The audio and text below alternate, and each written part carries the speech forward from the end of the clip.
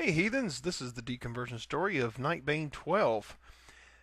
Keep in mind that these videos I'm doing here for the next few are going to be about a year behind, and I apologize to all of you that sent me your messages that long ago. I'm just now being able to catch up with it all. Anyhow, Nightbane12 writes about me.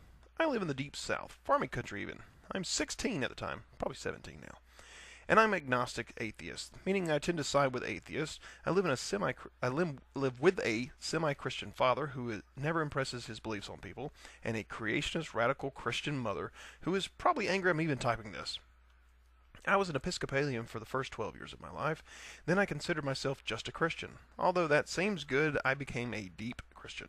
I prayed and hooped and cheered and the usual Christian thing. Well, the problem was that I did a usual thing. I attempted to impress my beliefs on other people. The main thing that shattered my belief was a boy whose name I shall not reveal, but he was an atheist and he did hide it, and he hid it by saying that he was an agnostic with atheist tendencies. Sadly, he revealed this to me, and I was at him like a wildcat at a bunny, metaphorically, of course. Sadly for me, he was well educated on the Bible, and while I was not, since I followed its hollow teachings blindly, I was beaten to the ground in the theological debate that followed. At that point, I called myself a liquid Christian, which in common day terms would translate into an agnostic that just doesn't want to admit it.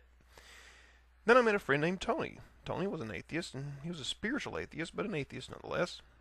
And as we spoke, I began to feel less and less attached to the Bible, like I was free. Then I freely called myself an agnostic. Now, not 1 year from the time I speak of, I call myself an atheist to clear up the confusion, since I live in the Deep South where you are either a Christian or a hellbound atheist, and I freely admit that if the terrorist they call a God exists, I will burn for eternity. One little thing I want to add on to Nightbane's story is that if you notice here, it was an educated person talking to him about the Bible that convinced him that it wasn't true. So when we're talking to other people and trying to help them understand, it does work from time to time, even if the chances are low. But hey, don't take my word for it. Think for yourself.